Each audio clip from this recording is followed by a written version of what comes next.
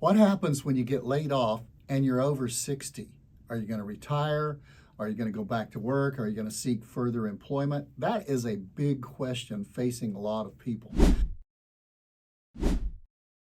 The first thing I want to encourage you to do if you get laid off and you're over 60 is just take a breath.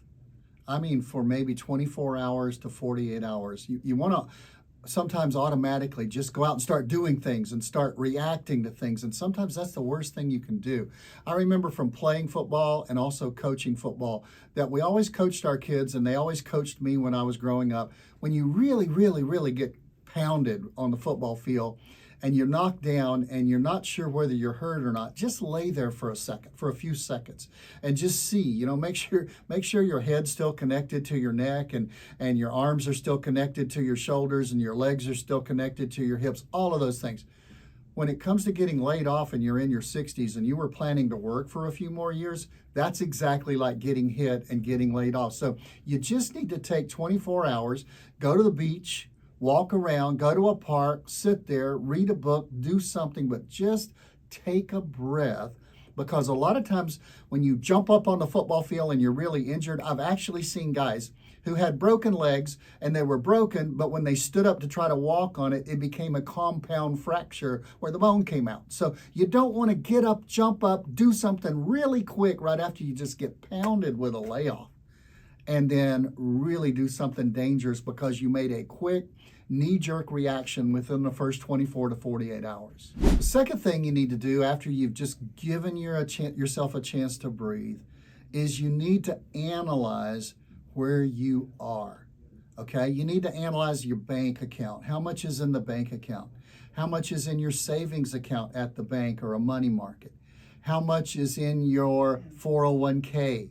How much is in an after-tax account where you don't have to pay tax on all of it to take it out? If you're 60 or over, if you're 59 or over, you can take money out of an IRA or a 401k without any penalty, but you also are going to have the taxes. So you just want to do an analysis. And here's another thing. If you got laid off, chances are you might have gotten a severance package. Well, is that severance package, is it going to come to you as taxable, and is it going to come in a lump sum so that it all comes at one time, or is the company going to pay that out over a period of months? I've actually had people that they paid out that severance package over a 6-month period. Come to find out, the company was trying to just delay that person getting on unemployment, so maybe the company wouldn't have to pay the unemployment to the unemployment agency. So, whatever it is, read your severance package, know your severance package, analyze where you are. Because if you're going to go somewhere, if you're going to make some moves, if you're going to make some changes, everything starts with analyzing thoroughly where you are right now. Right? So here's number 3, okay? What are your immediate needs? And I'm talking about needs here. Now's not the time to go remodel the kitchen. Now's not the time to go on that exquisite vacation to Europe and those kind of things. The first thing you need to do is you need to analyze your need. Number 1 is income. What's going to pay the grocery bill? What's going to pay the light bill? What's going to pay the gas bill? What's going to pay the mortgage? All of those things are what do you need? Now, you've analyzed where you are financially. Now we're going to see what's the drain going to be on it over the next few months, while either A, you decide to retire completely, or B, you get another job and go back to work. So the first thing is analyze what kind of income you need. Second, you're 60 years old. So you need to analyze your health care. Where's that coming from? Are you going to COBRA the package from work and just continue your health insurance from work if you got it from a group policy at work? Or are you going to go out on your own and get your own policy? And if you're not 65, you can't get Medicare. So I believe one of the biggest costs you're going to have and one of the biggest things you need to consider is your health care, and where is that coming from? And let me speak to debt as well. If you've got debt, and a lot of people when they get to their 60s, they're being wise about things and they're paying off things. They're really paying down credit cards or student loans that they've inherited from the Parent Plus loans from your kids, and you've really been putting a lot of extra money for there. I encourage you for a month or two, just pay the minimums.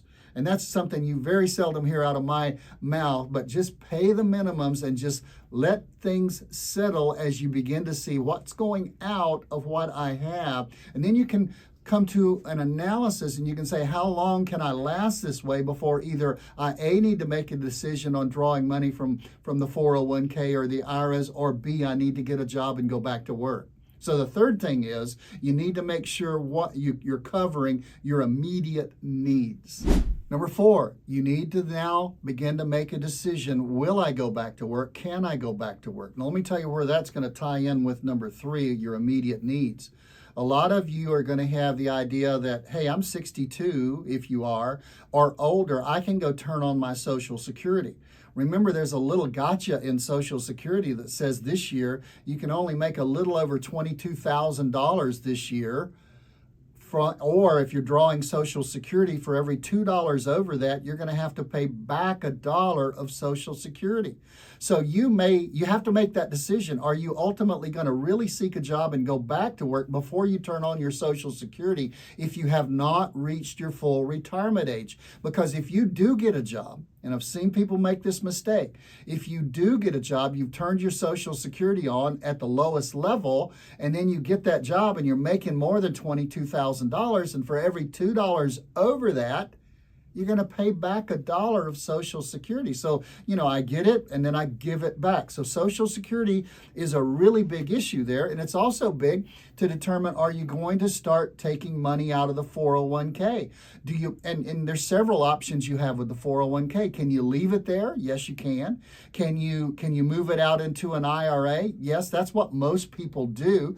Or can you just let it sit there and maybe you want to move it into another 401k with a future job you get? So, will I go back to work is the fourth thing you need to consider, a really big thing to consider, because it makes a difference in what you do in some of these other areas. Number 5, be careful about your taxes. And this is particularly true if you get laid off toward the end of the year. Now, here's what I've seen happen. You get laid off in October or November or even December, and you then get a big severance package. And that severance package, oh, wow, it's great if it's 6 months.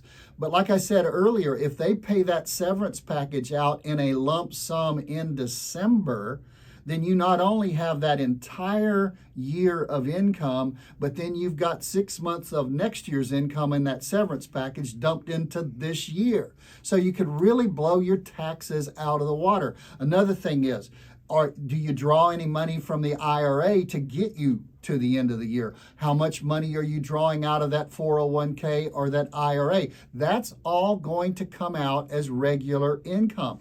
You need to treat that exactly like a paycheck and have them withhold taxes for federal and for state, so that you don't have that big aha surprise at the end of March. You say, well, I didn't get a full year of income, but I took a lot of money out of the IRA, but I didn't pay any tax on the IRA. You're going to pay tax on it. You're going to pay tax on it when you file your income tax the following April. So be really careful that all of these things together don't blow your tax situation out of the water and just really blow what you're having to pay in taxes up.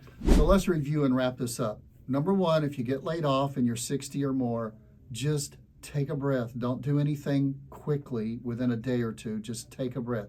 First thing you need to do after that is the second thing in the list is you need to analyze your situation. Where are you? What money is coming in? What money do you have? The third thing you need to do is isolate what your needs are, what you really, really need, and begin to pay those things and take care of those things.